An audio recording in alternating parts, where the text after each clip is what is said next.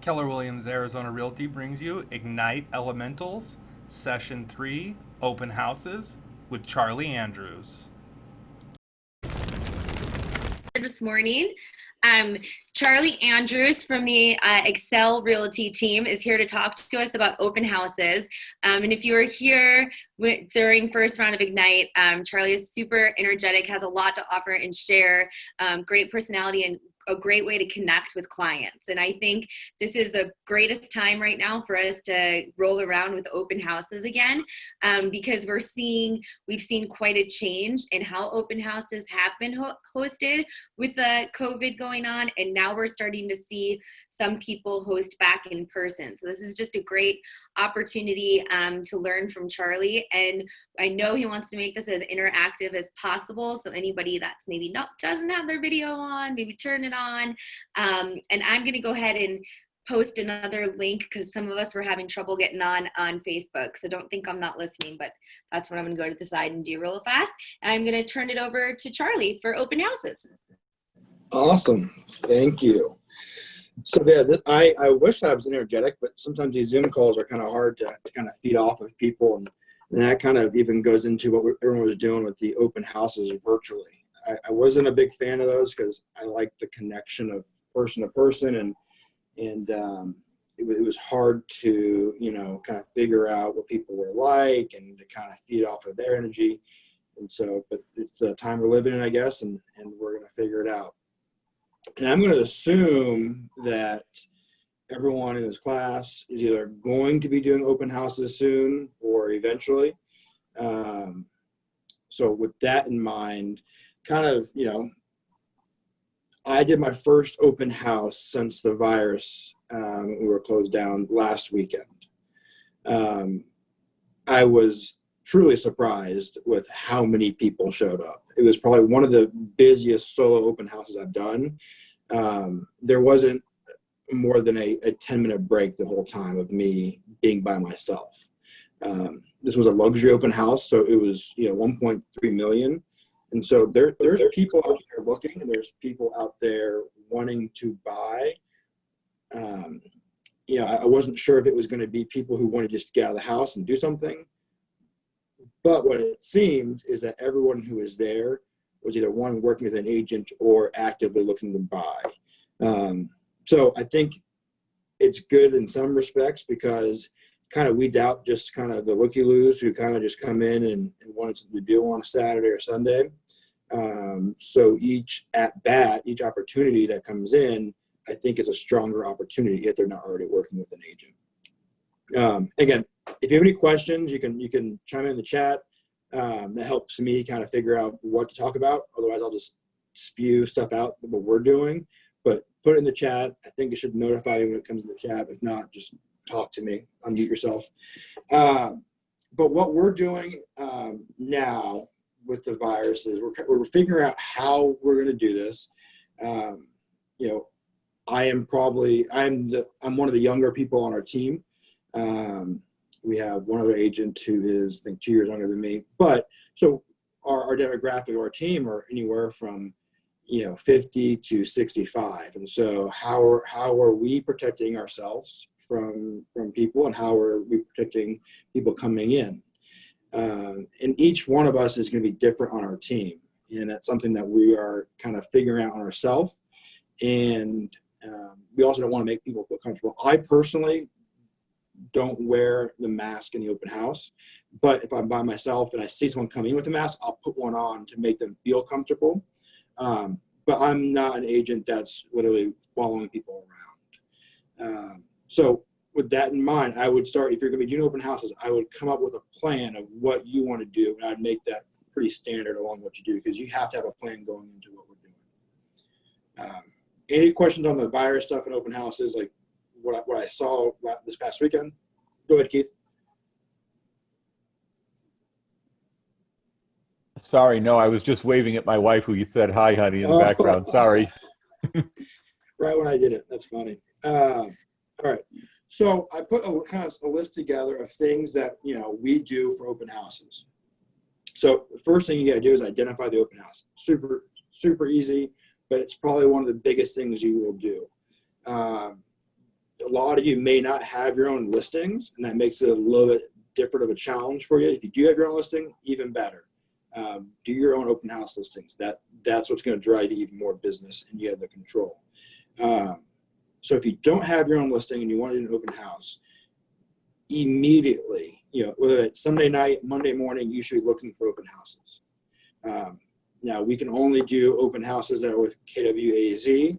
So what I would do is go to the MLS, and you can search all listings that the KW has here, and kind of see what is available. Is it vacant? That might help it have more of an opportunity to get the open house. But the sooner you do that and find your open house, the better off you are. Because I guarantee you, people like myself, if I don't have a listing that's ideal, I'm looking Monday trying to get it before you're getting it. So you want to get the best opportunities, and the earlier you do that, the better. A lot of agents will wait till, maybe I'll do an open house. I'll look Wednesday or Thursday.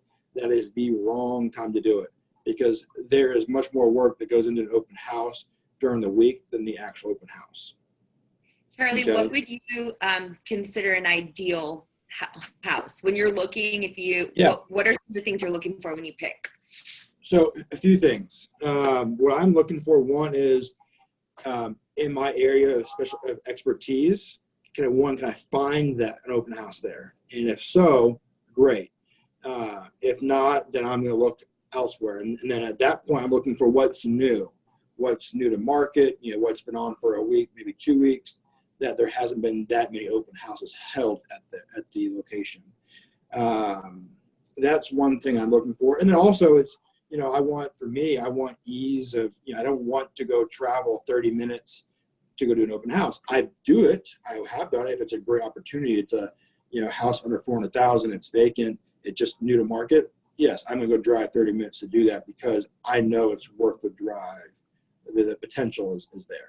But if everything is stagnant on the market, things are not, there's no new open houses that are great, then I would prefer to go my area or somewhat close to my area that I know. Makes it much more enjoyable for me to do open houses. I don't love going to open houses just because I like it when I'm there and talking to people, but the setup and everything, that's what I don't like. And when it's closer, it just makes it that much easier for me to all right, I'm doing this. That good? Yeah. Good. So you've identified the open house. Now, if you haven't been to the open house and it's not your open house, I'd recommend you tour the open house. A little bit harder if it's an occupied open listing, but if it's vacant, go tour it. Go tour that house, go tour a few others, figure out what the house is, what you're going to need. Do you need a table? Do you need a chair? Do they already have that there? Is it staged? Those are all things that, you wouldn't know until you get there. And you don't want to just show up on a Saturday or Sunday and realize, oh, I'm going to be here for 3-4 hours. I have no chair. I have no table to set up my documents or whatever it is. So go tour it. And then, that should all be done Monday, Tuesday. By Tuesday afternoon, you need to pull an MLS search in the neighborhood. It could be Wednesday, kind of you figure out your own schedule. I do it on Tuesday. And what I'm looking for in the neighborhood is what vacant homes are around there. I'll come back to the vacant homes in a second. I want to know all the active listings. I want to know what's sold. And so I do a quick CMA through the MLS of what's sold, what's pending, what's the average price point. What people like is people being experts in the area. And when they come and talk to you in an open house, if you just show up and don't have any information, just have the listing information, just the price, what value are you offering besides opening a door? If you can go and pull some quick comps and know what's on the market, then if you can bring those things in the conversation and be like, is this, what's this a good price for the house? And be like, we're at $220 a square foot. There's been 4 that sold in the past 6 months. Those were in that $215 to $230 range. So we're kind of right in that sweet spot. So it's stuff like that. You can have that knowledge, which is just really simple to get, but people don't do it. You become the expert, even if you're not the expert, just that quick data. And then if they don't like that house, right? It's not quite the same layout. The master's upstairs, it's 2 stories. Well, you know what? There's 3 more homes actually on the market. One of them has a master downstairs. It's literally a block away. It's vacant. what I can do is why don't I meet you there after my open house at 3:30, right? So Charlie, this is Keith. A quick question. When you do your open houses, do you also bring, I did open houses for about 6 months one time a few years ago, and a senior agent suggested to me bringing 25 or 30 printouts of all the homes that are available in the area on the upside and downside. So if somebody's looking at a $300,000 home, well, we want something a little nicer. Well, there's 5 within this neighborhood or whatever, and here's the actual Plano. And so that you can then say, look, I'll meet you, like you were just saying, at 4 o'clock if you'd like. Oh, that's wonderful. That looks like more what we're looking for. So just a thought, maybe I used to print out 25 or 30 in the neighborhood or within the region, so I can actually show them, or you can do it now on your not your laptop, but your iPhone or whatever. So yes and no, 100%. Part of doing that, the vacant, the active, I'm pulling all those and I'm printing a document out the Friday before. But where I differ in what you're saying is this: I don't print out 25. I print out 1. If they want this, they have to get it from me, right? I'm going to provide them the information verbally. I can tell them about it. But if you want this, I can send it to you, no problem. This is my sheet for today. But actually, I have the link on my phone. What's your cell phone? I'll just text you the list of homes. What's your email, right? Because I don't actually give it to them. I just bring the actual hard Plano, not just one copy of each, so that I can say, do you like this? And they can look at it. You can do it on your tablet too, sure. You can, yeah. And I usually just do you can do the Plano of each home. I usually do just kind of a map of it. And then I do, the list and kind of what it is, and have the knowledge. But again, it goes back to, I'm trying to offer value any way I can to get their information. Because once they leave, I wrote down something, and I'm kind of skipping ahead, but since you brought it up and got my train of thought over here, something that changed for me when I did open houses was a simple kind of thought and conversation I had with myself. I was very nervous. What were people thinking of me? I care about what people think. I think most people do, and they don't want to make a fool of themselves. But what are the odds that you will see this person again in the open house? What are the odds, right? Think about it. I mean, usually it's pretty unlikely. And I do a lot of open houses in where I live, where I grew up.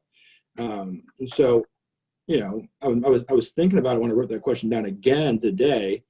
And off the top of my head, there's maybe 4 to 5 people that I can distinctly remember coming back into an open house, to different open house that I was doing in the neighborhood, right? And I've had thousands and thousands of people through an open house. And so that thought has kind of transformed my idea of, I don't need to worry about what someone thinks of me in that open house. If I'm a good person, I'm doing the right thing, then I'm fine and I'm good. And it's allowed me to ask those questions that are uncomfortable to ask, because odds are, if they say no, I'm not going to see you again. If they say yes, great. Then we're going to be great friends. I'm going to sell you a house, and it's going to be peachy, right? So that's something to think about too when you're doing an open house. It's something that's changed the way I've done it. And the people that come back in, they remember you too. And, you have a great conversation. So don't be scared of that. All right. So let's go back to where I was. It was a little tangent. Got a list here. Okay. Yeah. So find all those stuff, print out the documents, have it there, and you'll be good to go with that. Where is this sheet? Sorry, guys. Good. Charlie, I have a quick question. Yes. Can you hear me? Yes, sir, I can. Yeah. So I've been an agent for 3 weeks, and I went to an open house, and I was shadowing somebody, and the person didn't have business cards. They weren't prepared at all. Now, but that's not my question. If I'm doing an open house with them, and I go work the neighborhood, am I allowed to give out my cards, or is that stepping on their feet, or how do these things work? Do you have to ask the agent or what? So I think I know Jackie probably has some guidance here. How I would say, as just an agent who has had people shadow with me, it's even in our team when we share open houses, it's a conversation. In real estate, if you do not have the conversation about what is the relationship between you and what's going on, then you're going to be in this gray area that you're talking about. But if you are going to go door knock and go spend the time and effort to go do this by yourself, then you have that conversation with the person you're shadowing and say, hey, I'm going to door knock here. I don't hand out my business cards. Hope you don't mind. And if they mind, then they're probably not somebody you want to be doing an open house with. Sounds Now, cool. when you come into shadow an open house with somebody, in the beginning, you're probably not going to get the business that they're working on because they're teaching you. But if you're at a point where you've done enough open houses and you're partnering, that's where I would emphasize. Even on my team, we have a conversation all the time. What does this mean? Are you going to go 50-50 on anything that comes in? Are you going to go and say, you know what, we're going to round robin? That person comes in, it's yours. That person comes in, it's yours. We do 50-50. We find that, working together for us and the relationship, that's the best way to do it. Because, everyone feeds off of different people, right? Someone might come in and not like my personality, but like, someone I'm doing an open house with. So we go 50-50. But have the conversation. That's all I can say to that. Okay. Sounds good. Thank you. Is that right, Jackie? Did I say it right? I don't want to steer you guys that's wrong. oh no, that's exactly, I agree. Everything with conversation, and same thing with shadowing. Typically when you're shadowing, it's another agent giving you their time and education and experience. So that's, just how you said it. You said it perfectly. Okay. All right. So you've done the research, you found the open house, you know what's going on in the neighborhood. What next? Well, the average agent is just going to go and show up to the open house, right? They're just going to go and bring some flyers, put some signs out. But there's a lot more you can do. When we have a new listing, something that we do and something we should be doing every single time, but we don't. On new listings, we will call the neighborhood and inform them of the open house. I will go door knock if I'm doing a new open house. And what I do is I go 10 houses to the left, 10 houses to the right, and either 10 houses front and back. And I'm not there to try to get him as a client. All I'm doing there is letting him know that I am hosting an open house on Saturday or Sunday, whatever it is. Here's a flyer on the house. I just want to let you guys know that we're doing an open house. There's going to be some cars. Did not want you guys to be surprised. You'll see signs out. We're doing it from 1 to 4. Please stop by if you want to see the house. We'd love to have you. But if you have any questions, just please give me a call. Again, I'm not going through the business, not going for what it is. A lot of times they just say thank you. Sometimes they talk to you. Sometimes they don't even answer. But again, I like to offer. I don't like to go for the ask on that part. But what I'm doing is I'm just creating that relationship. And they see the open house, then okay, that's that guy who came by. And they might stop by, and then you get to see him again. They go, thanks for stopping by. It was great seeing you. If there's people there, then this agent in this open house knows the neighbors. Like, what's going on with that? Most people don't do that. That's one important thing. And there's a lot of scripts for it. There's a lot of people that will go more salesy, on that door knocking. Some people will go and say, they'll knock and they'll introduce themselves, tell them there's an open house, and say, do you want to pick your neighbor? I mean, wouldn't that be nice? Or they say, 30% of people who buy homes actually know people in the neighborhood. So who do you know? Right? So there's a lot of different ways you can go about it. There's a lot of scripts. In real estate, there's scripts for everything. But find what works for you and your personality. My personality is what I told you in the beginning. And if you need help kind of figuring that out, you can talk to me after the fact. I'm in the office most times now.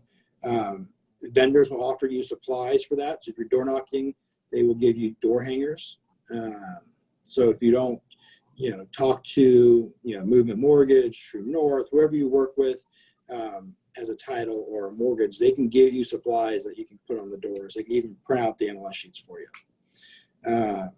Okay, that is usually on a Thursday or Friday. I try to keep it somewhat close to when it's happening because they'll forget about it. And also, it is getting to be almost 100 degrees, or it is 100 degrees. It's going to be 115, and nobody likes to put signs out. I hate it. Everybody hates it. In the winter, it's not bad. So is there a solution to signs? Does anyone know? No one has a solution. How can you hire somebody to do it for you? There you go. And that's exactly right. That's what we do most of the time. If it's if it's a good open house. If it's an house where it's right on a busy street and you only need 4 or 5 signs, then I'll get away with it. But there's companies out there, for instance, Sign Bros AZ is a company that we use, and it's a life changer. They will put out 15 signs for $50. And that's not bad.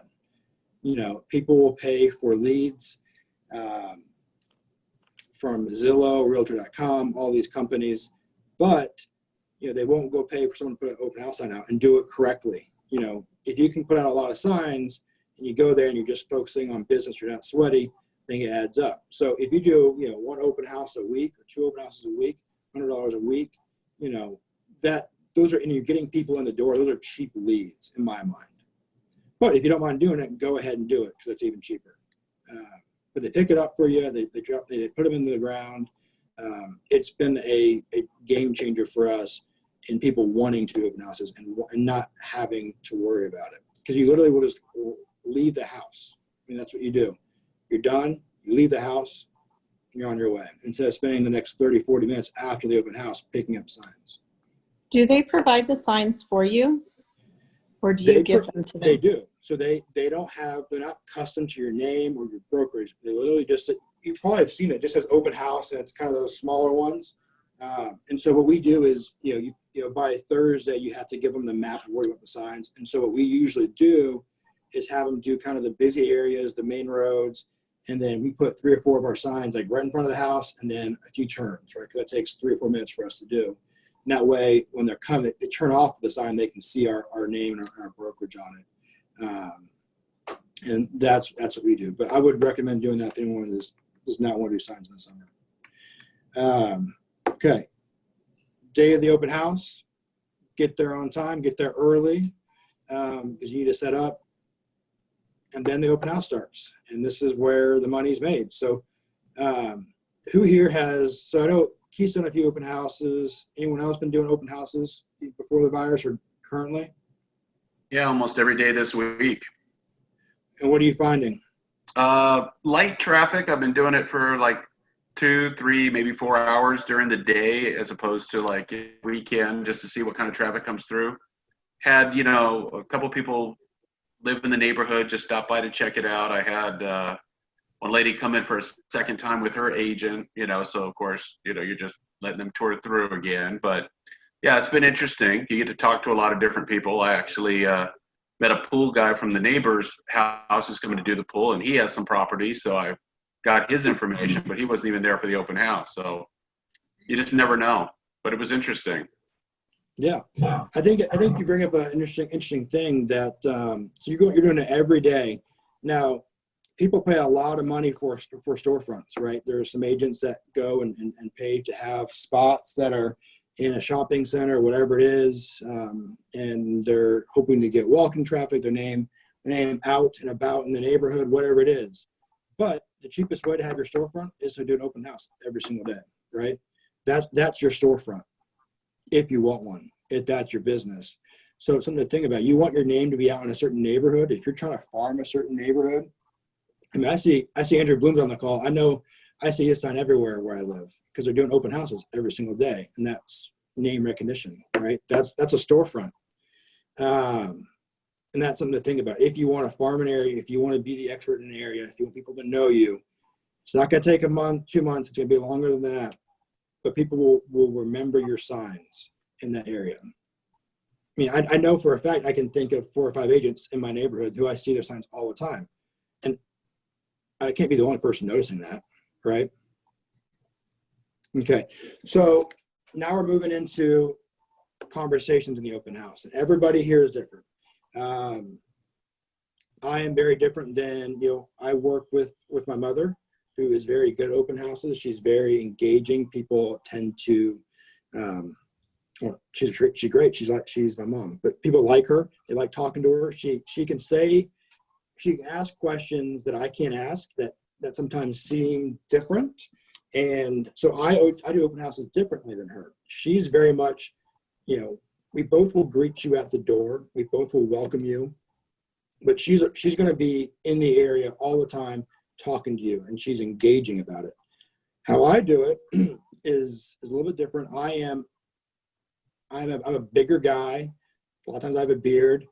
You know, if I feel like I could be, you know, coming in an open house with, you know, just by yourself and you're seeing a big guy, sometimes you have to learn to kind of take the step back, kind of, you know, not be as, you know, put your hands in the pocket, kind of be more relaxed. So I take the step back as being inviting, you know, kind of telling about the house. I had them go off and actually you view the house, and then I'll come in and chime in here or there. But one of the questions I ask in the beginning of an open house is, you know, I say, thank you for coming into open house. My name is Charlie. Get their name. You know, I find that there's 3 types of people who come into open houses. You know, 1, people looking to buy. 2, people who are neighbors looking to sell. And 3, looky-loos. You know, who are you? Where do you fall? And right away, I get to know exactly kind of where they are and what they're doing. And a lot of times they're neighbors. A lot of times they're buyers. And I get to know how I can direct that conversation with that person, right? So if they tell me right away, I'm looking to buy, great. Then moving forward, my conversation pieces are geared around that. If they're looking to sell, my conversation pieces are geared around that. And I don't have a script more than that. Then at that point, it's going off what we talked about. You have to know the market, know what you're doing to be the expert. You need to figure out what they're doing. What is their family? What's their family? What's their occupation?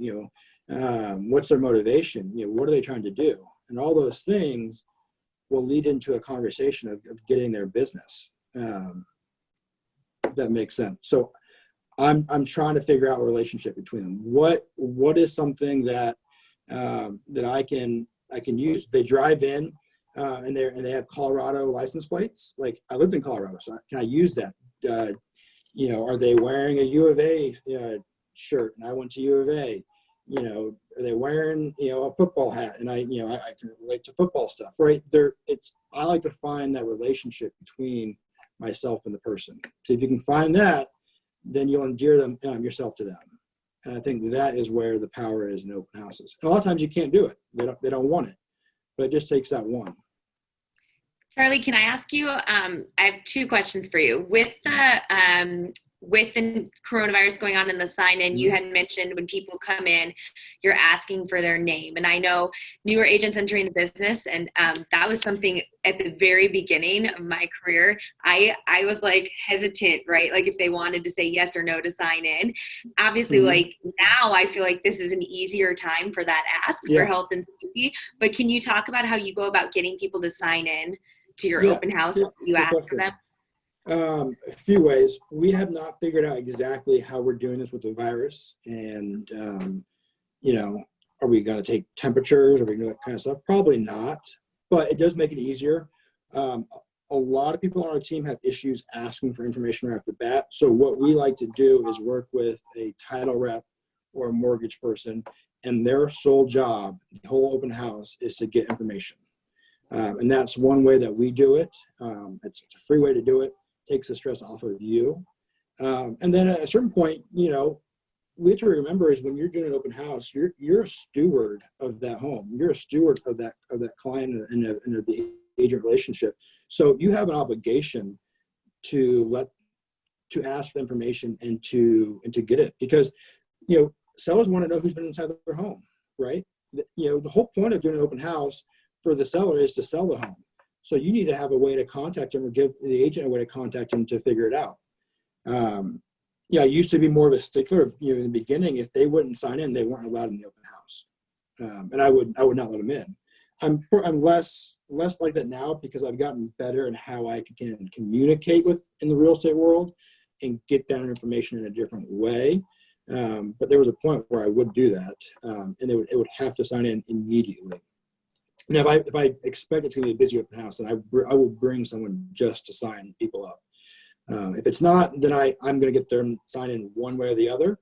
And by the end of it, if I can't work that into the conversation, again, that's where I go in and say, I will ask them. I said, great, it was great meeting you. Are you currently working with an agent? If they say, no, we're not, we're kind of just starting out, completely understand that. I would love to have an opportunity to earn your business and help you in this process. Can I get your email to send you some homes I think could be a great fit? No, I'm not really interested, blah, blah, blah. And then I'll say, okay, great. I completely understand. I don't want I still need you to sign in for our sellers. Our sellers require it. Can you sign in this book? And I make them do it at that point if I'm being a stickler for it. But I usually will have someone help me with that. That makes sense. Yes, thank you. All right, come on, more questions on open houses. Don't let me just talk my brain out. Charlie, are you going to go over follow-up at the end? Yeah, that's good. Yeah, I wouldn't even think about that. Yeah, that is important, very important. So if you're not using Command, if you're not using those stuff, use it, whatever CRM you're using. Follow up. Why? So here's my question to you guys. Why do an open house? So two things. Why do an open house? Right? Why do it if you're not going to get the information and you're not going to follow up? The odds are that you're going to get somebody that walks in and says, I'm buying that house, is very small. I mean, it happens, sure.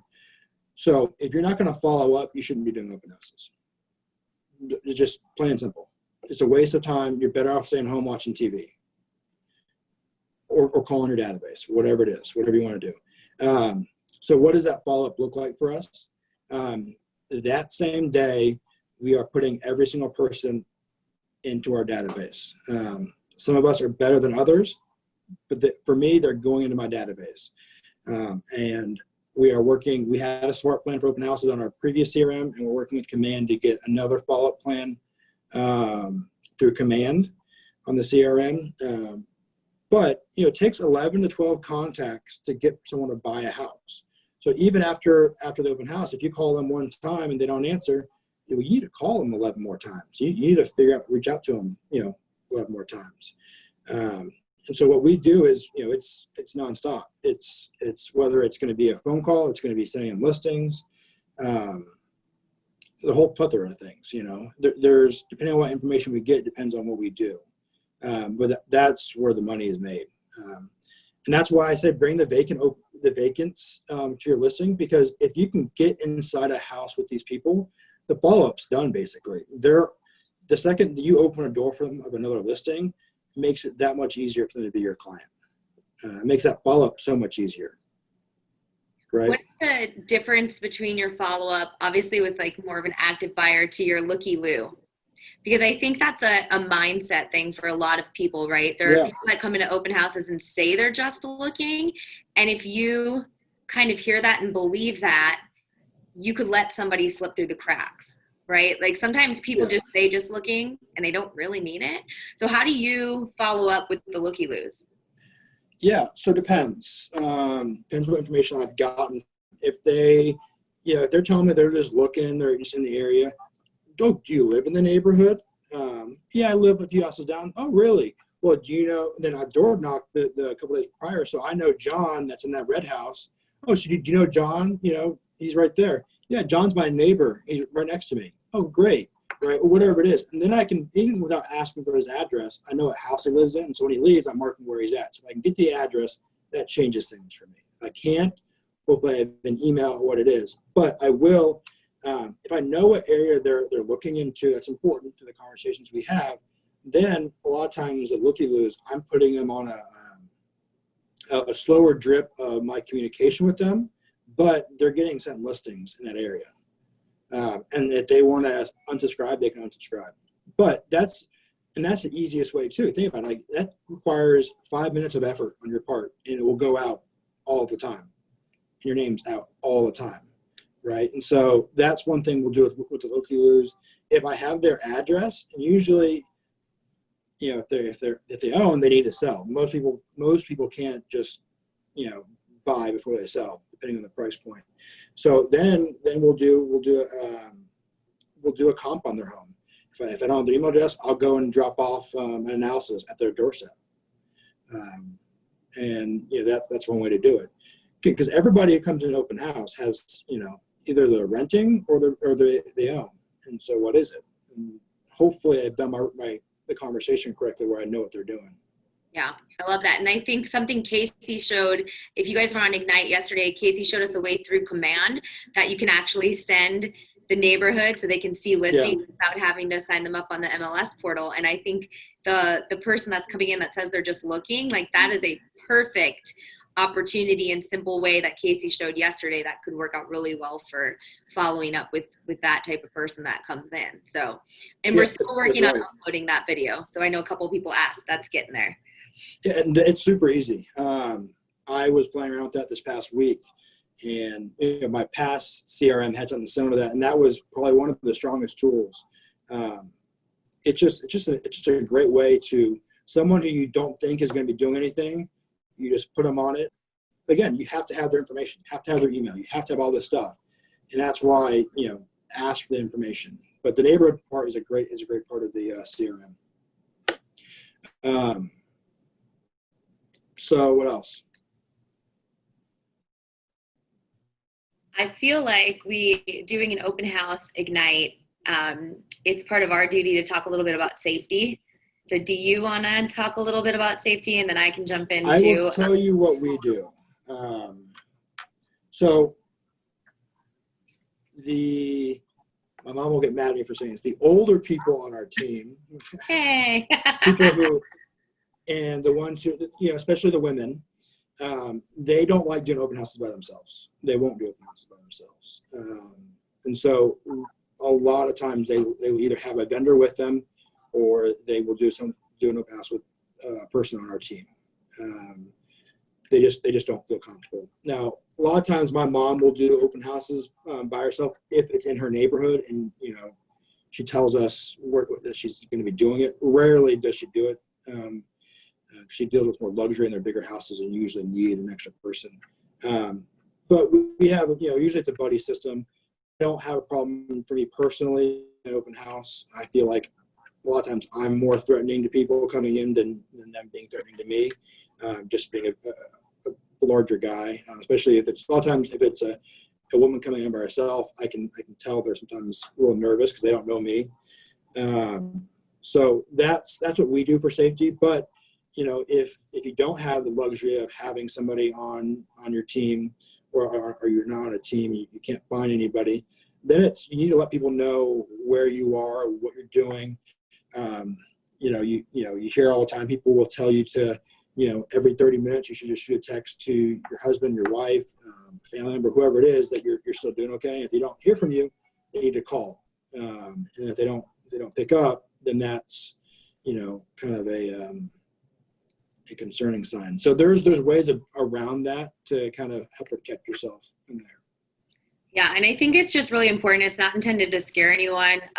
For me personally, when I hosted open houses, I actually got a lot of criticism for hosting by myself, but it was something that I was comfortable with knowing somebody like Mark or someone in my office always knew where my open house was, the address, the times that I was holding it. I also had pepper spray. It was something that Mark made me get, but so I had something. And the biggest thing for me was having an exit. So if I felt uncomfortable with someone, or if I never wanted to be in a position where I couldn't get out of the house. So it sounds, like, oh my gosh, like in Illinois, basements were a big thing. So when I went on a showing with someone, when I went to open houses, I would never follow anyone into a basement. So think about that when you're walking around too. You never want to follow somebody in a room where they have the opportunity to shut a door on you. Again, I don't mean to scare anyone, but it's just like precautions, especially if you're hosting by yourself. You do have to think about that. You have to think about how you're going to get out. You can text me and say, I'm hosting an open house this time to this time. I'll text you before, I'll text you after. I've set that up with a few people. I'm completely comfortable with that. In our office, like if you're on a team, like we had a code. If I called in any of the agents when I was working open house and asked to see the red folder to check on something, they knew that they were going to call the police. So it's kind of like working out a system just to be protected. Not saying anything's going to happen, but the best and most is somebody that's prepared in case it does. So having that exit, asking a vendor to sit with you, making sure somebody knows where you're at. Those are our really important safety things. And the sign-in sheet really turns into a safety thing for you as well, especially if you're hosting alone and someone's not willing to sign in. I think Charlie had said it at the beginning too. It's kind of a red flag to me. If someone's not willing to sign in or at least put their name down or give me something, it's a red flag and I'm watching that. And if at any point you're in an open house and you feel uncomfortable, you have to trust your gut. If you feel uncomfortable, step outside of the house and make a phone call.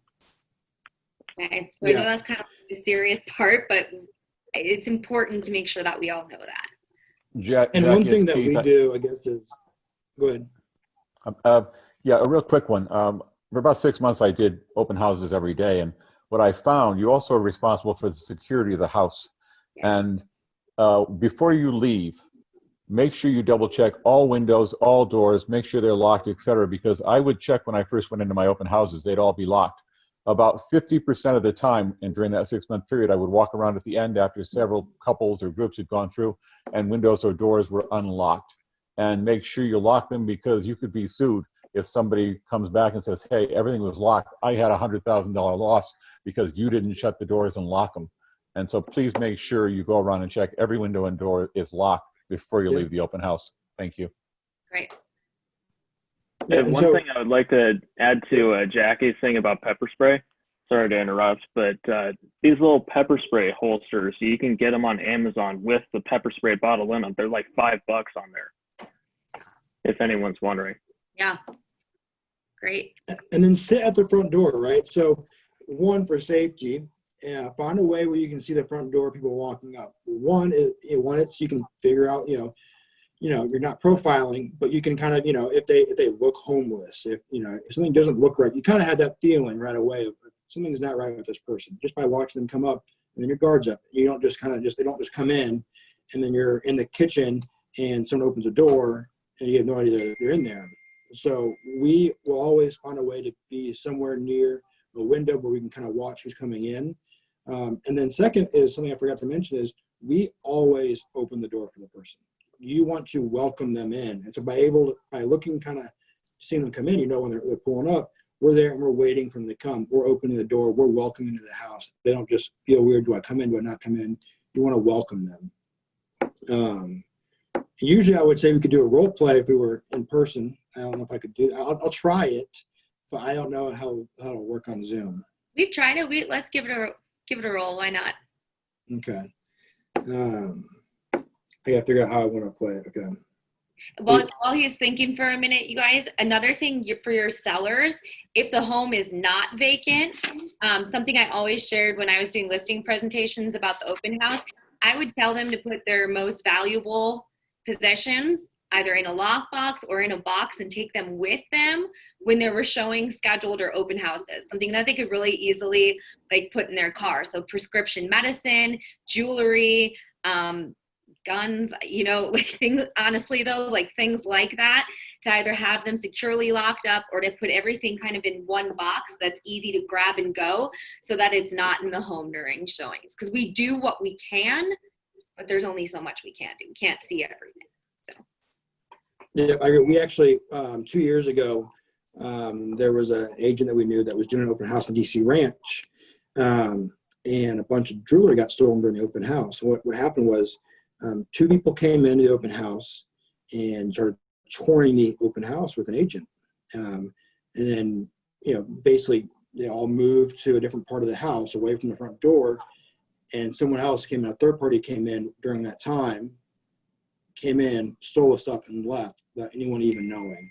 So they were in, cahoots kind of to getting the agent to step away from what they were doing. And that's hard. I mean, how do you combat that unless you have a second person? It can be tough. So, but you always, if they can lock their stuff in a closet, whatever it is, that's great. All right. So you'll be the client and I'll be the agent, I guess. All right. And we'll do as best as we can. And everyone needs a role play. Everyone needs to be doing this. Because how do you know you're not going to be ready for the conversation if you're not doing this. And I probably will mess up, but that's where I learn. All right. So you're walking the door. I open the door. Good afternoon. My name is Charlie. What's your name? I'm Jackie. Hi, Jackie. How are you today? I'm good, thanks. How are you? Good. Come on in. Come on. Did you see our signs on the road, or did you see us online on Zillow or whatnot? No, actually, the signs are what brought us in. Oh, really? So do you live in the neighborhood? Is that? No, actually, we are visiting from out of state. We're looking to move. Oh, awesome. Well, I love when the signs bring you in. It means that work I did earlier today actually paid off. Where from out of state are you from? We're from Chicago. Chicago. Well, I'm sure you're enjoying this hot weather now. I'll tell you a little about the house. One of those agents that's going to be following you around and all over you. But this is a beautiful house. It's listed at $1,275,000. It's a 5-bedroom, 3.5 bath. We have the 5th bedroom is actually right here to the right. It looks like an office, but it's got an actual closet and it's got a window, so it technically is a 5th bedroom. The roof was redone in 2014. Kitchen has been redone as well. We have nice chocolate quartz countertops on the island, and then there's marble actually on the back side. So what I'll do here now is I'll let you kind of walk around. If you have any questions, I'll be here to answer, and I'll chime in occasionally. Okay, Jackie? Okay, sounds good. Okay. And then she'll go and kind of walk around. She'll probably go off to the master or whatnot. I'm in the area, and so then I'm kind of, I'm eavesdropping. That's what I'm doing. I'm staying close, and there'll be something they say, hopefully, that I can kind of chime in into. But they don't, so I'm gonna assume that you didn't really say much about it. You're gonna walk kind of past the front door, kind of where I'm at. Well, so what'd you think of the master? Did you like it? Oh yeah, we loved the size, and actually really loved the backyard. That's our favorite part. Yeah. When you lived in Chicago, was it more like were you like in a condo, or you had more of a house? Oh, we were actually in an apartment in that. Oh, you were. Yeah. Oh wow. Where in Chicago were you? We were in a suburb, so Naperville, just about 40 minutes outside of the city. Yeah. I don't know where that's at, but Arizona is a kind of an adjustment for you, isn't it? Definitely, but one we're excited to make. Okay. Have you kind of know exactly what you're looking for? Is this kind of that floor plan, that what you're looking at? Honestly, like we definitely want something similar. Where the big thing to us is a updated kitchen and a backyard with a pool, because we know we're going to be in the heat. This might be a little bit on the ice. We didn't really know what we were coming into. We just followed the sign. So, did you have that kind of price point or the budget in mind, or have you gotten that far yet? We have someone back in Illinois, but I don't know how much they can help us out here. Yeah, you never know. I mean, a lot of times if you know someone that's close to you, I always recommend going with them just because of the relationship. But I do have great vendors I can help you with. But let me show you the kitchen. I think this kitchen, if you like this kitchen, I know a few homes actually that could be a perfect fit for you. They're on the lower side. Okay. So you're looking for that more modern kind of, the bright white and whatnot? Yeah, we don't do home fix-it projects, and no, so you move in ready. I get that. You want to throw the TV on the wall and then enjoy it, right? Yes. I got it. What I can do for you is this. I would love to help you out, but I don't want to step on anyone's toes. If you're working with an agent currently, please let me know. But what I can do for you is this one. I can put you in contact with a lender that I use personally, and for all my clients, very trustworthy. He will shoot you straight. I can send you his contact information. And what I also do is I know a few homes actually in the area. Depending on your price point, I know you don't really know that yet, but we can substantially bring it down so you can kind of see what's in the neighborhood. And I can send you some stuff that Zillow may not have quite yet, as well as Zillow is not always accurate, right? So a lot of times the homes will be showing not on the market, or they'll be showing active and they're already under contract. So what I'll do is I can send you that list. What's a good email you can send it to? j123@gmail.com. Awesome. Thank you, Jackie. Is there anything else I can help you with? I wouldn't have said that. That was wrong. So you guys, I'm already messing up. I probably wouldn't have said that. But I got her information. Yeah. So you think we could see one of those homes before we have to fly back? Yeah. So when do you leave town? We leave on Saturday. Okay. So I'm guessing today's Thursday. I'm going to say today's Thursday. Awesome. So what I'll do is I'm here for another hour. And I should, as long as I'm not overwhelmed with people coming in, it is a kind of a hot market right now. even with the virus going on, just our inventory in this area is so low. But if I can get some time, what I'm going to do is first, I'm going to send you the contact right away for the lender.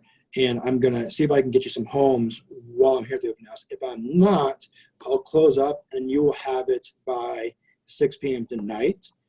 Anything you see, I can get you in to see tomorrow. All I need is to know by tonight, okay? Perfect. That sounds Good. good. And I have your email, but it might be easier if I actually have your phone number while I'm at it. That way, when I get ready to show you homes, I can kind of text you, and a lot of times texting is easier. So what's your phone as well? Sure. 630-336-746. Awesome. I'm also going to text you my number so you have it if you have any questions, all right? Okay. Awesome. Thank you, Jackie. Thank you. So she's a great client. I would, if you came to the open house every time, I would be in heaven. Well, and I think that's important in role play too, like to make sure that you are kind of sharing so that the partner can get all the way through it. And then after you do it a few times, then throw in some objections too. So I think that's important in role play as well. And I wanted everybody to see go all the way through the process. Yeah. And So that conversation. one thing I'm happens wondering. Oh, sorry. Do you guys ever practice for, like, say, if you ever have that one client that seems to have come from hell, if you will, do you ever practice for that kind of scenario? Yes and no. So I will say this, and maybe I'm fortunate enough in where I am in my business. If they are from hell and they don't seem like they're somebody I want to work with, I don't care. I mean, I'm not against begging, but I want to do business with people who are good people, right? And it might be because I'm in a position where I can say that, but there are people who are good people out there that I want to do business with. And if they're going to be, standoffish, they're going to be assholes, whatever it is, I don't want to do business with you. Gotcha. Okay. But again, some people may not be in a situation.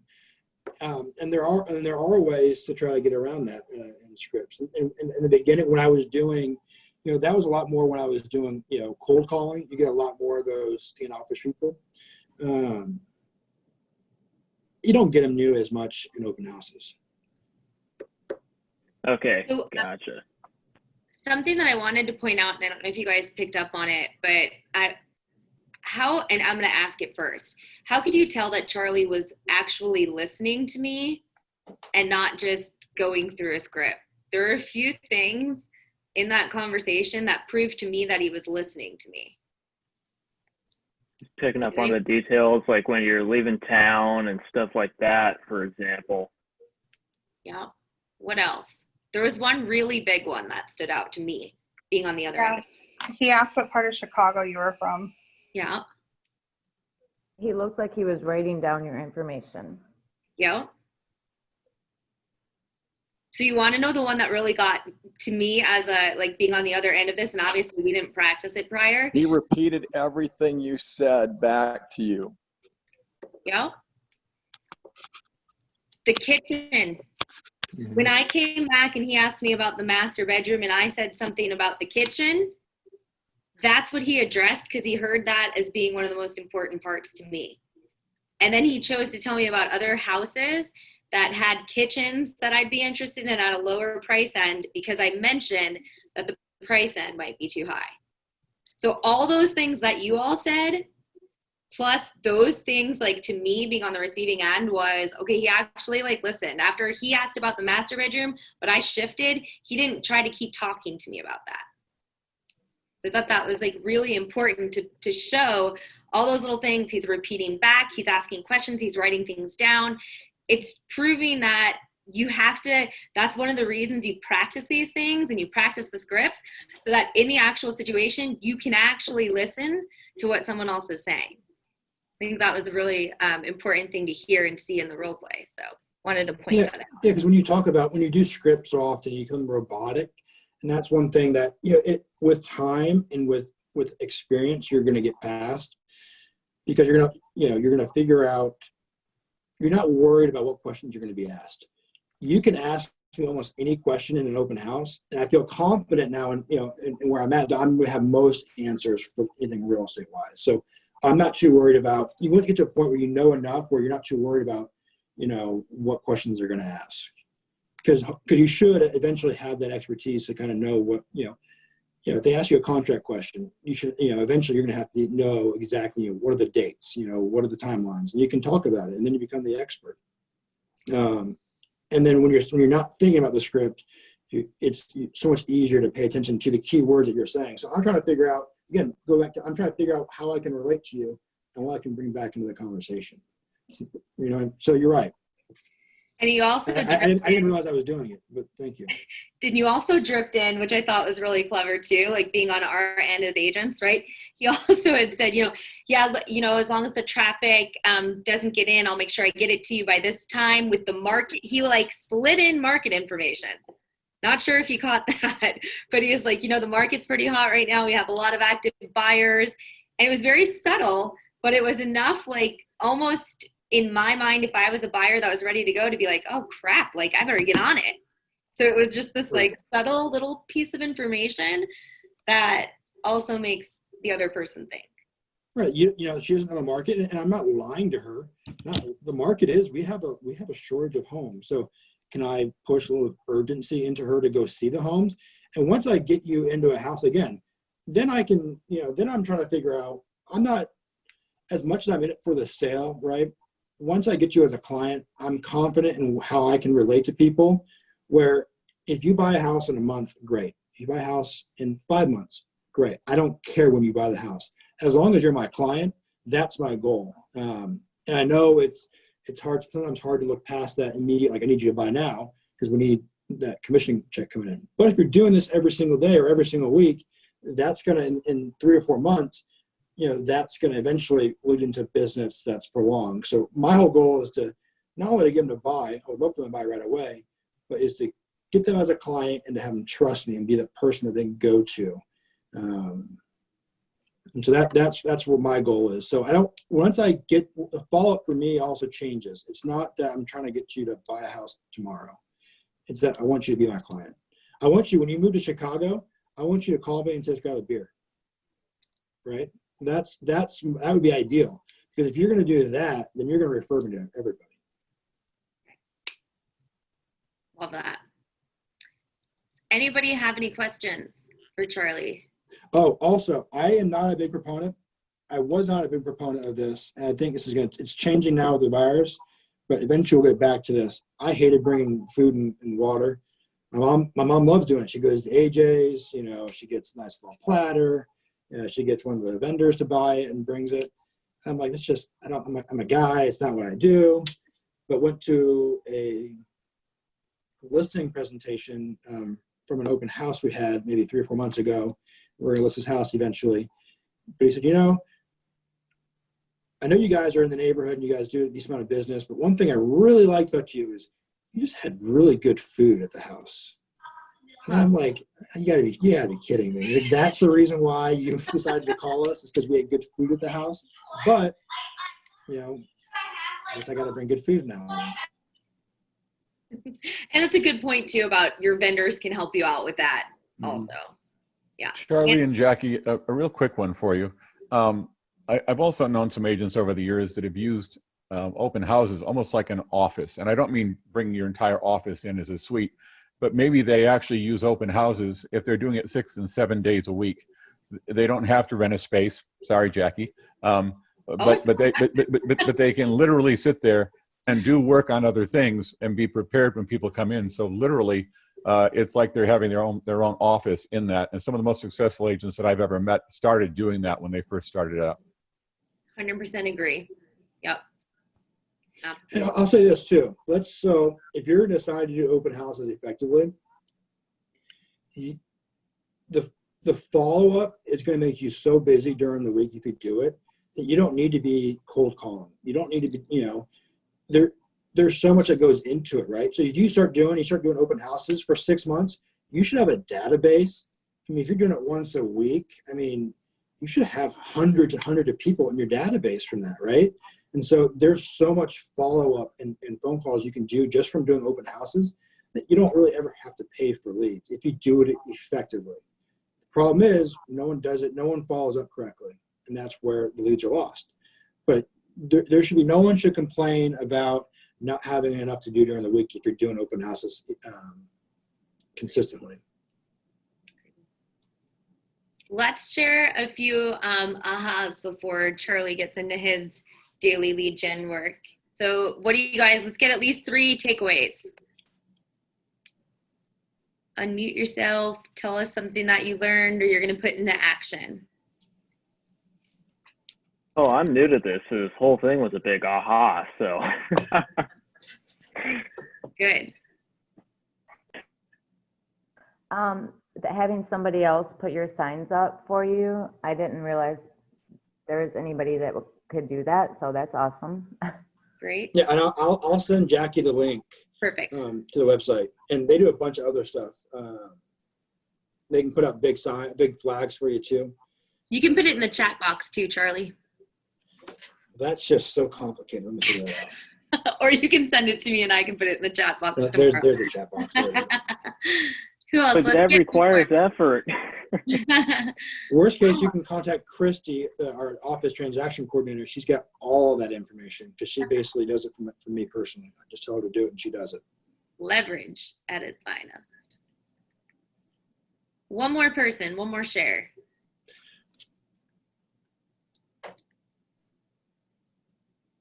Oh, I think you're still on mute, Leilani. There we go. There we go. I can hear you now. I can hear you. Oh, okay.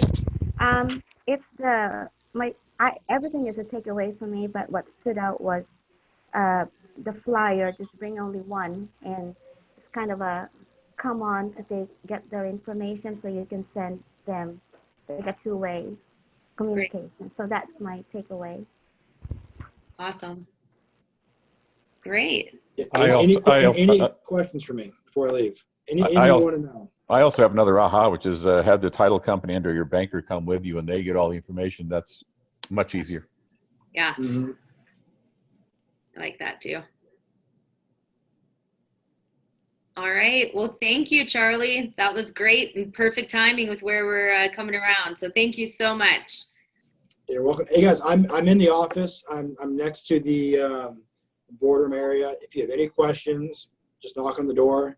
I'm here most mornings, 8 to 11 working, but feel free if you have any questions, reach out. I have no problem helping people. So thank you. Thank you. Have a good rest of your day. All right, you guys, we are going to jump into our objection handler. So if you were on Ignite yesterday, you had the great opportunity to see what was coming today. And before that, James, I just have to address the 100-acre wood. Thank you. It did not go unnoticed. I love the Winnie the Pooh background from our chat yesterday. So let's see here. I am going to pull up. Uh-oh. 1 second. I think I lost my internet. Thank you for being patient. Okay, here we go. All right, so yesterday we shared that the objection we were going to go over today is from the sell side. So you're going to imagine that you just you're at a listing presentation. You absolutely crushed it. Your presentation was amazing. You were having good conversation. Everything was feeling great. And you went again for the close at the end. You said, okay, Mr. and Mrs. Seller, thank you so much. So the next steps is we're just going to get everything signed here and we're going to get ready to go to get your home on the market and get it sold. And the seller says back to you, you know what, Jackie, we're just going to think it over. So we need people to jump in now, practicing acknowledging what they had to say, isolating the objection, addressing it by asking questions and providing education, and then going for the close again. So let's hear some thoughts on that. What are you going to say when the sellers tell you, you know what, we're just going to think it over?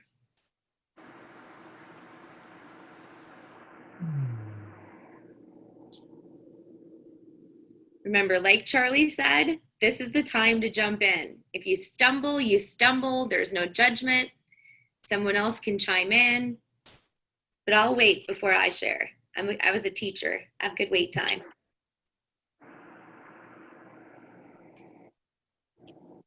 We're just going to think it over.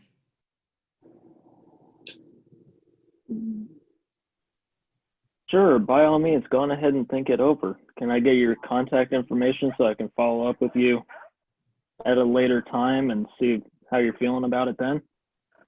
Appreciate you jumping in, Jake. And let me just tell you guys, Jake is finishing up real estate school and jumped in before y'all. So good job on being willing to jump in. We appreciate that. Who else? Come on. I'm not saying anything till we get a few more. Sorry, I'm Give it a trying to try. get myself unmuted and all that. That's okay. All right, so Victoria, and then I heard other voices after. So Victoria, you go, and then we'll. Oh, okay. So you want to think it over a bit longer? All right. Can you tell me what about the presentation you would like to think about? You know, I don't like to make quick decisions. I liked what you had to share, but I still want to think it over because I'm not sure if I'm comfortable listening yet. Okay, so are you going to be talking to other agents? We do have one more scheduled tomorrow. Okay, so you would like to see what they have to offer before you make a decision? Yeah, I think so. Okay, so, oh gosh, now I don't know where to go. I'm stuck. Okay, you got something that could help at that point. Okay. I'm ready to go. Okay, go ahead, Thomas. So you want to think it over for a little while? Yeah. Did you have some other listing appointments with other agents? Yeah, we actually have one scheduled for tomorrow. And but none so far. That was it. Just me and the other one, correct? Correct. And what could we do to help you along with this process to maybe sign right now? Because we really want to get this thing on the market. Right now it's super hot and I don't want to miss any buyers. If we could just, what was there that we could do to possibly get this thing listed right now today? Well, you know, are you doing open houses? I didn't quite hear you mention that. And I want to get it sold. Yeah, we'll sit at this thing 5 days a week till we get it sold. We'll focus on strictly your property. We'll make sure we market, as we have a big sphere, we can market it to all the other agents, all the people in the neighborhood. We're going to hit up 100 doors. We're going to call 100 people in the neighborhood. We're going to aggressively market this thing. In fact, BVO Luxury Group that I work for, we spend more on advertising every month than any other agency in the state of Arizona. So we can market this thing, get it sold, and get you on your way to a new place. Wow. Well, that sounds really good. I don't know. I just feel bad. I had that appointment scheduled tomorrow, and I feel like it's just fair if I listen to that other agent. Well, sometimes, you know, you just want to go with your gut and just move right ahead and list it today because time and delays can cost sales. So we want to get this thing going immediately. Okay. Ugh, I'm just not the type of person to cancel on somebody. Well, you know, maybe you could just tell him that you really liked what you saw and you're going to go with us today because of what we can do, and nobody can market it better than we can. I mean, if we're number one, how are you? You can't get anything better than this. So we might as well go with number one and get this thing moving. All right. I mean, you have a good point. All right. I'm ready. Oh, Good job. awesome. Good job. I love it. I love how you kind of brought that in. You asked questions, right? You listened to what I was saying. One suggestion, when I said that I was uncomfortable canceling on somebody because I'm not the type of person to cancel, you could offer to call and cancel for me. That's the only suggestion I would make. I would say, you know, I totally understand that, Jackie, and you know, I'd be happy to call that other agent for you. That happens all the time, and I know that it's uncomfortable for you to make that call. I'd happily make that call for you. That would be the only. And I'll remind that other agent that they could bring a buyer and get paid 3%, right? So keep them involved, and I'll make them feel good and make you look like the good guy as the seller. Love it.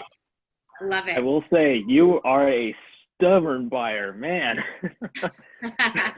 Well, this is that part, Jake, where you were asking before, do you guys ever practice? having tough conversations. These are called objection handlers. So this is how we practice. And we practice by giving pushback and practicing listening to how other people would respond, so that when we get in the actual situation, we have something to pull back from. Okay, I remember this came up in objection handler practice. Another question I like to ask in that situation, if somebody says, you know what, I just need to think about it. Is there anything that you didn't hear from me today that you were expecting to hear? And that's where Thomas was kind of heading with some of the questions he was asking, to get me, well, why is she really wanting to wait? I had a bold coach, Michael Flores. I don't know if you guys ever had him, but he said, he's like, I would do anything and everything. He goes, he had clients one time at the table that said, he goes, you know what? They said, well, we just, we need to think about it. Really, we need to pray on it. And Michael said, well, great, let's pray on it. I'm here with you. Right? Like and you know what? They were okay with that. I'm not telling you to do something you're not comfortable with. Or they might say, like, let me think about it. You know what? Great. How about if I'll go outside and wait on the porch for 10 minutes and then I'll come back in. The goal is to never leave without getting the paper signed. Right? Tomorrow, Don is doing his seller appointment talking about that. And man, if you guys were in Ignite last time, Victoria gave him and James a run. Victoria and James gave him a run for his money. And at the end of that, he got them to sign and said, listen, he eventually got them to the end. We'll sign the paper. I will rip the agreement up if you call me tomorrow and decide you're not okay with it, and I'll mail it back to you. So there's so many different strategies, but a lot of times people are waiting because there's a reason. Like, is there another agent that they're interviewing? Is it commission? Did you not say something that they were expecting to hear? Really getting to that answer of, okay, why are they really wanting to wait? And, Thomas brought in a lot of good facts about what's going on in the market, then brought in his team and how we're going to advertise your home. We're number one, this, that. And then I'm like, oh crap. Okay, why am I waiting until tomorrow for another person? If going and trusting my gut and going, if I like what I say, why would I wait? This video was brought to you by Keller Williams Arizona Realty TV. Check out the rest of our channel for more amazing real estate training videos. If you like what you see, like and subscribe, and hit that bell so you get notified when a new episode comes out.